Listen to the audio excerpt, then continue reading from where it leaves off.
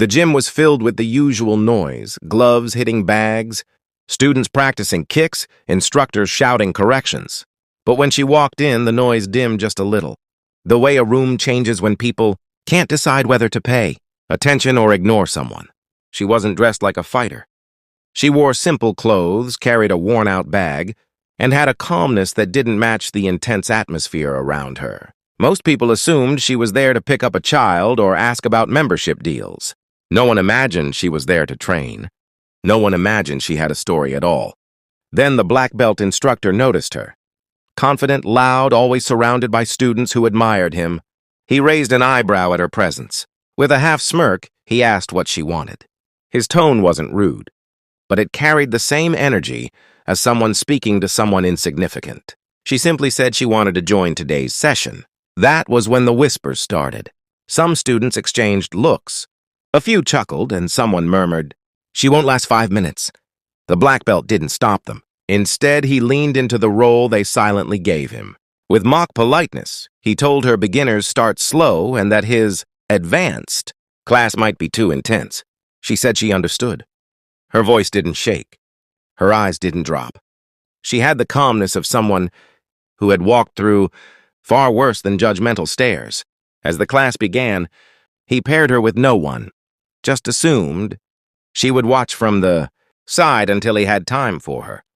But she stepped onto the mat anyway, not aggressively, not challengingly, just quietly, the way someone steps into the place they know they belong. That alone made a few students fall silent for a second.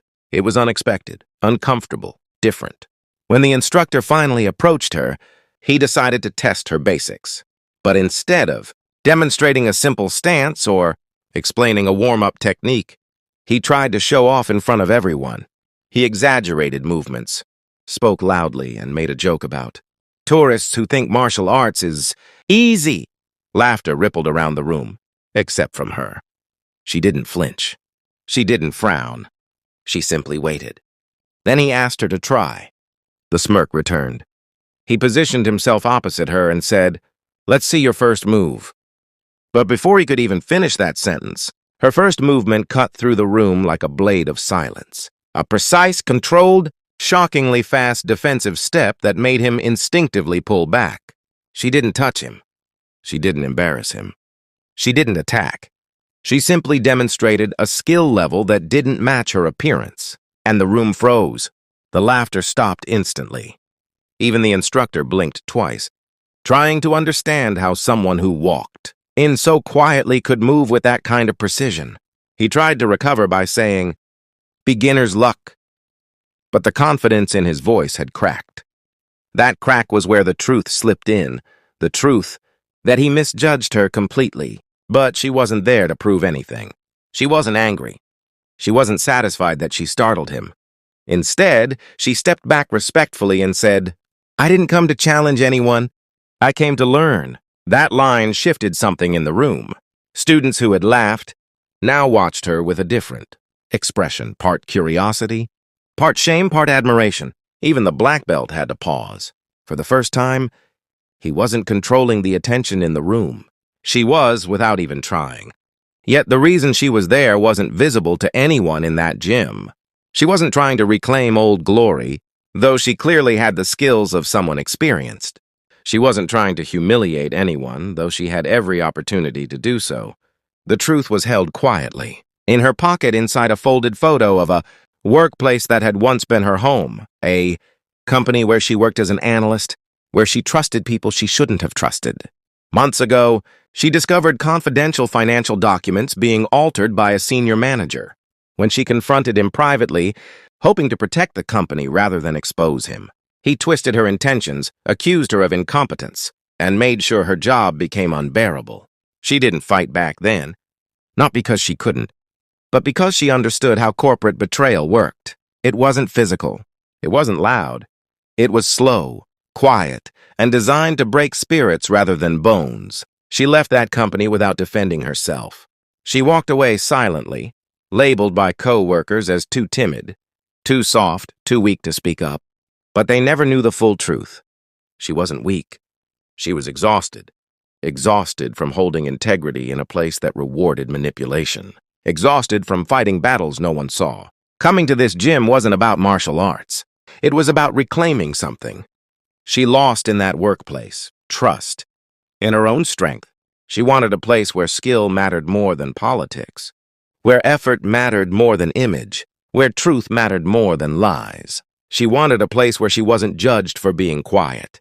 And in a single moment, with a single move, the gym realized quiet didn't mean powerless. But this wasn't the end of the story. Because the past she tried to leave behind, the betrayal, the lies, the person who ruined her career, was already making its way back into her life in a way she never expected. Someone from her old company had just stepped into the building next door. Someone who needed saving, and someone who had no idea danger was waiting for him in the same way it once waited for her. She didn't know it yet, but the gym wasn't where her kindness would be tested. The real test was coming, and it would turn this quiet woman into the unexpected. Hero of a story far bigger than anyone standing on that mat. She finished the class not by proving anything, but by asking thoughtful questions, practicing with humility and helping a younger student who seemed overwhelmed. Her calmness softened the atmosphere. Even the black belt found himself less boastful. Watching her with a mix of confusion and admiration, something about her presence made people more human. Less defensive, quieter inside themselves. When she left the gym, the evening air felt cooler. She felt lighter than she had in months. But the moment she stepped outside, her phone vibrated with a message that pulled her back into the darkness she had tried to escape. It was from a former co-worker, a junior analyst who had always been kind to her when others weren't. His message was short. "Please, I need help. Something is wrong?" She almost ignored it. She didn't want to re-enter that world. But something in the tone, a quiet panic, made her stop walking. She called him immediately. His voice shook as he said he had been approached by the same manager who once sabotaged her. That manager was preparing to falsify another set of financial reports. But this time, the scale was larger, riskier, and could destroy the jobs of dozens of employees. The junior analyst accidentally saw the document drafts, and now the manager was pressuring him to stay silent. He sounded terrified. Her heart tightened. Not out of fear for herself. She had already endured what that manager could do, but out of fear for him. He was young, honest, and still believed the world could be fair if he worked hard. She couldn't let that belief be crushed the way hers once was. She told him to meet her at a small cafe near the gym. When he arrived, he looked pale and anxious. She listened as he explained everything, how the manager was planning to blame the fraud on him if anything leaked, how he had no evidence, and how no one in the office would believe him over a senior executive. She didn't speak for several moments. She was remembering the day the same thing happened to her, the meeting room, the accusation, the stunned silence of colleagues who didn't defend her. She felt that old ache rise again, but she didn't let it stay. Not this time. She told him something she wished someone had told her back then. "You're not alone, and you don't have to fight this the way I did."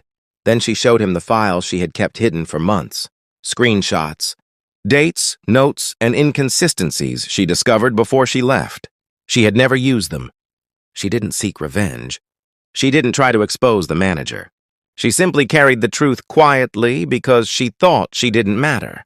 But now she realized the truth she kept could protect someone else. They spent the next hour building a timeline, organizing evidence, and planning how to safely report the issue without risking his job or safety. She guided him through everything calmly. The same way she moved in the gym, controlled, precise, deliberate. She didn't raise her voice once. Kindness didn't need volume, it needed clarity. When he left the cafe, he wasn't shaking anymore. He felt protected, supported, like he finally had a shield. She watched him go with a quiet pride she rarely allowed herself to feel. But fate wasn't done testing her. As she walked home, she noticed a familiar figure across the street, the manager, who had once destroyed her career. He wasn't alone. He was arguing with someone on the phone, pacing, furious. She didn't know it yet. But the junior analyst had already refused to comply with him earlier that day, and the manager realized he was losing control. She stayed hidden, not out of fear, but because she didn't want confrontation. Not unless it was necessary. The next morning, The company's internal compliance team received the full report. Anonymous, detailed, undeniable. The evidence she kept hidden for so long became the shield that protected every honest employee in that building. The manager was suspended within hours. Investigations began immediately, and the junior analyst was quietly thanked for coming forward. He knew the truth. She saved him. She saved all of them. Later that evening, he texted her, "You didn't just help me. You helped everyone. You're the kind of hero people never notice." But we should. She stared at that message for a long time. Hero. She never thought of herself that way. She didn't stop injustices with power or loud speeches. She didn't expose corruption publicly. She didn't fight for attention or applause. She simply did what kindness demanded. Protect those who couldn't protect themselves. When she returned to the gym the next day, the atmosphere shifted instantly. The black belt approached her, not with arrogance, but with respect. He apologized for underestimating her, not because of her skill, but because of her silence. He said he learned something from her, that real strength isn't loud, flashy, or arrogant. Sometimes it's quiet. Sometimes it doesn't need an audience. She accepted his apology with the same calmness she carried from the beginning. She didn't tell anyone about the workplace situation. She didn't tell anyone how she saved an entire department from corporate betrayal. She didn't tell anyone she was the reason justice unfolded quietly. Those victories belonged to the people she helped. Her kindness didn't need a spotlight. It never did. But as she stepped onto the mat again, the room didn't see her as the quiet outsider anymore. They saw her as someone with depth, strength, integrity, and a story they couldn't guess from her appearance. She didn't need to prove anything. She didn't need applause. Sometimes the strongest people in the room are the ones who don't demand to be seen. And sometimes the kindest heroes are the ones who never call themselves heroes at all.